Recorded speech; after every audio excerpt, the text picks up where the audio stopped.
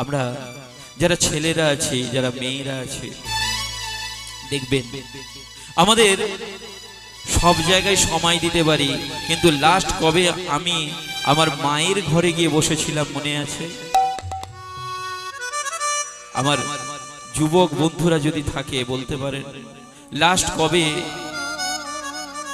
ওই সিঁড়ির তলায় মায়ের যে ঘরটা আছে, কিংবা ছোট্ট মতো ওই বাবার যে ঘরটা আছে, বাবার চোখে চোখ রেখে কবে কথা বলেছিলেন মনে আছে? বাবা সামনে এলেই যুবক ছেলেরা সব সময় পালিয়ে পালিয়ে বেড়ায়, বাবার চোখে চোখ রেখে কথা বলতে পারে না। কেন জানেন?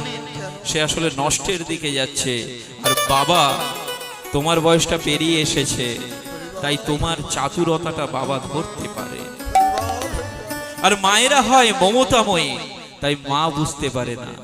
কিন্তু মা যখন একটু বৃদ্ধ হয়, ছেলের যখন বিয়ে হয়, ছেলে মায়ের ঘরে গিয়ে কখনো 5টা মিনিট বসে না।